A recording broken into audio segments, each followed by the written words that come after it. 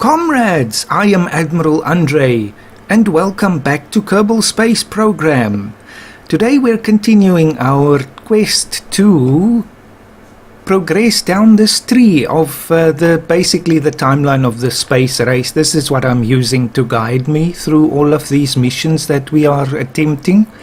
So the last ones that we did, you can see here, are of course the Venera one. We also did the Freedom 7 there. This was of course the Mercury actually in the last one. So we got the order a bit mixed up there, but that doesn't matter. Then we see the first crewed mission lasting a full day, but we can do that easily with, I don't know how long the actual mission was that we attempted with Jebediah, but we can do a bit of a longer one. But I have something planned in terms of that for a little bit later. First though, I want us to launch the Orbiting Solar Observatory. This was a NASA mission, as you can see there, and this really was the first effort, I would say, in orbit at least, to study the sun. And if we have a look here, if I just do a Google image search, this is what I always use, as you could see in my earlier videos of KSP, to guide me in the construction of this craft. If we look at the OSO here, we see it has this kind of an octo shape at the bottom, but it has these three prongs on the outside, and these have basically kind of reaction wheels on them to keep the craft oriented towards the sun. It also clearly has solar panels, as you can see there, and then this sort of structure in the middle there. Also these small antennas on the bottom, but you cannot really see them very clearly. You can just see two of them there. Then also, if we look at the launch vehicle, we see there is this is the OSO-2, but it used the Thor-Able rocket, which we haven't used before. So I also went and designed one of those. There's the OSO-1. Now you will hear my sound is a little bit different here when I'm speaking, because I'm not using the normal way, which is Audacity, to record the sound. In fact, what I'm doing now is I'm using Bandicam to record both the audio and the video together as one track. Of course, that means I can't really tweak it too much like I can in Audacity, for example, with the noise removal and all of that, and also to just increase the volume a bit. And the reason I'm doing this is because with KSP there is a real issue. Whenever we have a black screen between, for example, the vehicle assembly building and the launch pad, there is a skip in the graphics in the video recording, and the audio therefore becomes desynchronized. So I always have to delete a few seconds of the audio to move it back into line. And that is every single time we have a loading screen. So it's really too tedious. So I'm using this way to record both at the same time, because that will eliminate the problem. So I hope it will be okay. We'll see. It's an experiment, I suppose. But there's just one more thing I wanted to look at with the OSO here. I think if we go to it on the Wikipedia page, what does it say about the actual orbit here? I saw it somewhere. I'm not sure where now. I always do a bit of research before I do these missions. But somewhere it said that it had a 500 kilometer orbit at about 30 degrees inclination. Actually, let's just Google it. Let's just see what it said. The first orbiting here, this is an actual NASA website. It says it's a 200 kilogram spacecraft there, with a 9-sided spinning wheel section, so it will have a little bit of reaction control, or the you know, just like the normal probe cores have in KSP. So I will not turn the reaction control system off there. Then it has a roughly circular orbit at 575 kilometers at 32.8 degrees inclination. Now, of course, I never try to recreate these things exactly, comrades. It's just a guideline, and then, of course, we do it the Kerbal way and just try to sort of get it more or less like that. So 575 at 32, or really 33, and yes, let's do this thing. Let's get into the game. Okay, comrades, here we are, back in Kerbal Space Program. Now, of course, you'll notice immediately I have some new mods running here. Now, these are all purely visual mods, so they will not change our gaming experience in any way, other than to make it more beautiful. And it doesn't add or take away any parts or anything like that, so we don't need to worry. It's essentially still a stock game, which is what I want. Now we can just hide this here. Now what I have to do here, comrades, is I'm turning my sound down all the way, almost all the way. If you look here, my master level is at 2% and the music is at 3%. And the reason for that is because when I record like this, the audio and the video together in one file, invariably the in-game sound is still very, very loud, even when I turn it all the way down. So I'm hoping we won't run into issues with that. So if it's very soft, you'll know why. Now let's start the game and resume saved. YouTube Sandbox, of course. For example, the audio and the video would become totally out of sync. Anyway, here we are. So it's nighttime at KSC. Let's just go into the vehicle assembly building. I think we'll do a nighttime launch this time. Now let me just have some coffee. Of course, these would be the normal things that I would sometimes edit out, so I'm gonna just have this in the video now. Ah yes, okay, so load a file, and this would be the OSO, Orbital Solar Observatory. So I've gone ahead and I built the thing already, because I was thinking, if I have to design it from scratch on camera, it's a really tedious thing. So I'll rather show you the result, but I will also show you how I did it, so that if you want to recreate it yourself, you will still know more or less what I did. So as we can see, let's just look at the launch vehicle here.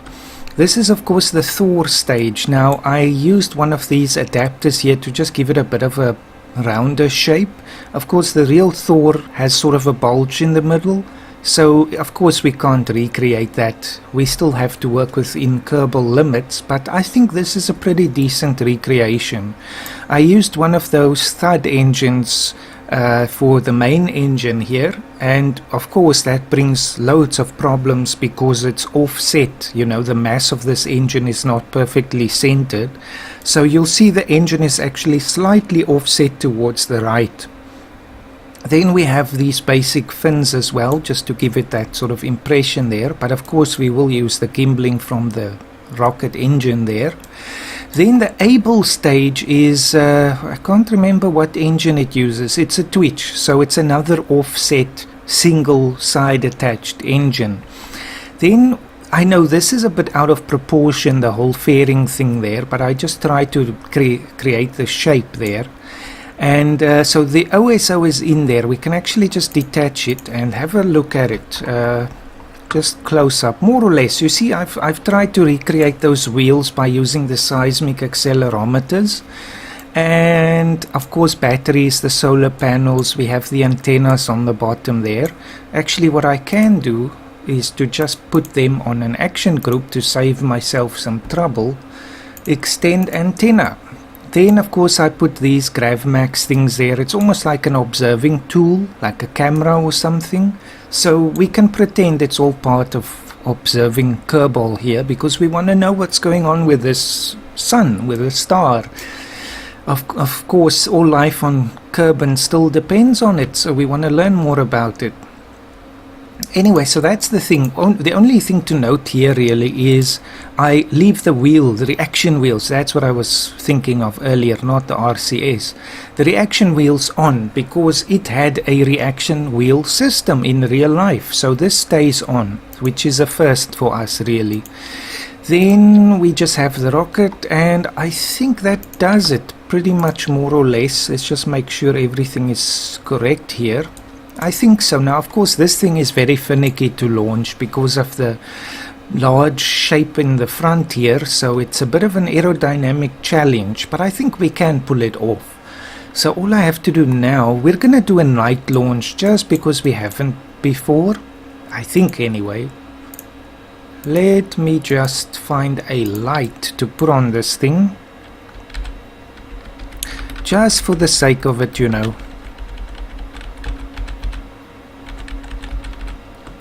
Just more or less. Turn it on, and that will give us something to look at while we launch. Now, of course, I have gone and turned up the ambient light in the game. You can do that in the options, just so that we can see a little bit for YouTube's sake, you know, in the night time. Otherwise it would be pitch black and even I can't see anything. So hopefully that will be enough. Anyway, I think let us save this thing.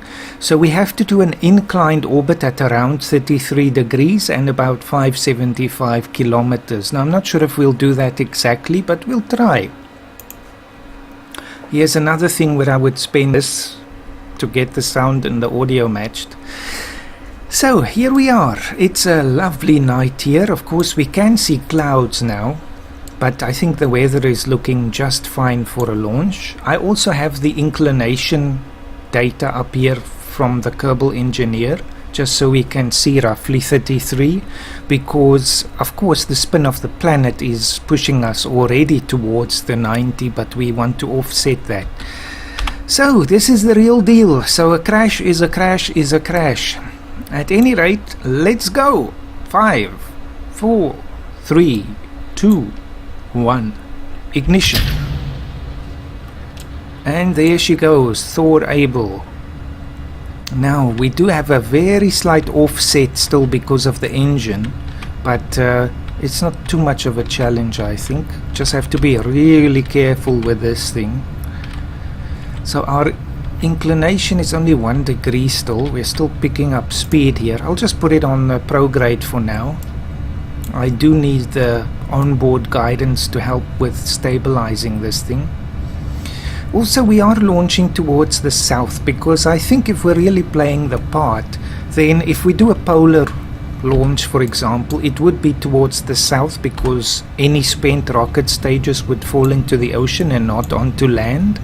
And similarly with an inclined orbit like this one, it's still over the ocean.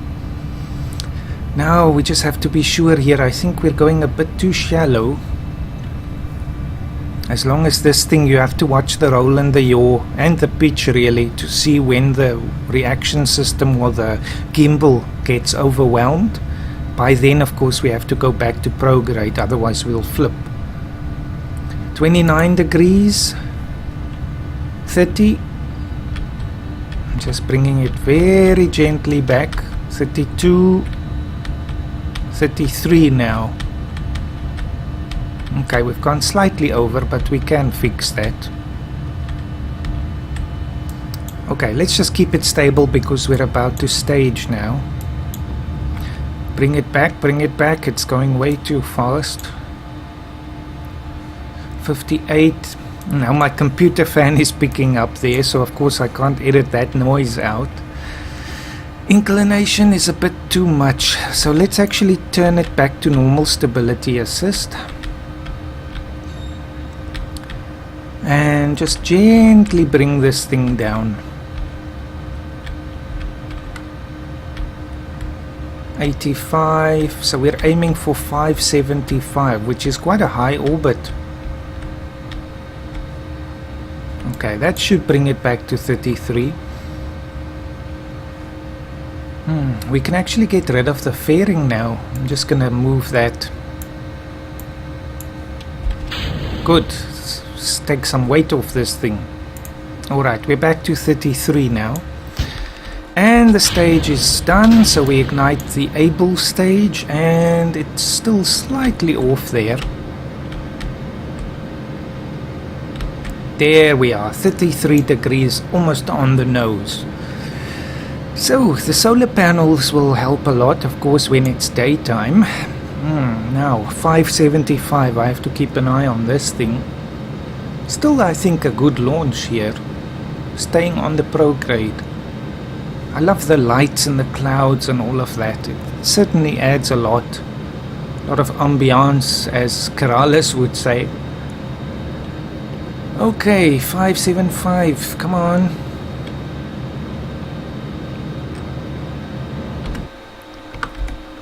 And there it is. So now we just have to wait 14 minutes, and then of course we can orientate ourselves towards prograde. Since we do have a very slight reaction wheel system here, it's enough to move the Able stage. And we're going to see a lovely sunrise now. The sun looks so much better now with this new mods. Of course, Kerbal. Okay, almost there. Okay, back to prograde, and 5 seconds out. Do it!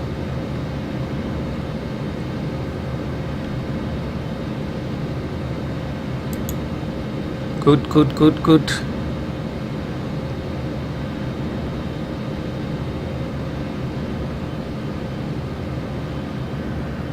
Almost there. Just stop there and do it gently now. 575. Perfect. And we have just some vapors left in the tank. So that's a very good thing there. Now we can detach. Of course, this will change the orbit slightly, but I did downrate the force with which the decoupler will fire. But still, it moves us quite a bit, but still roughly 575. Now let's put this thing into a, what would it be, a normal orientation towards the north? It's because the orbit is slightly offset here from Kerbal. So look at this view, isn't that just amazing? Okay, so I think let's actually turn that off. Let's just bring it more manually. Of course I still have to extend the antenna here. And just get it facing the sun. I'm just gonna keep calling it the sun. And that's that. There we go. So we have the OSO in orbit. I think we should just name this thing properly now. So I think OSO is actually fine. I'll just say OSO 1. And it is a probe, of course. So now we can start to finally learn more about this star here in the center of the system. And of course its effects on the planet, which is looking stunning here, and we even have aurora here. Let's go around and see what it looks like on the day side. Yes, no, I am a big fan of this. I saw a video on YouTube explaining how to install all of these mods. So I think all you have to do is search for KSP visual mods and you'll find quite a few videos explaining that, including for version 1.3.1. and yes, so that's that. I think let's go back to the space center. Let's turn off the lights even though there aren't any. We're still pointing directly towards the star, and of course that will change as Kerbin's orbit goes around, but for now it is fine. So let's go home.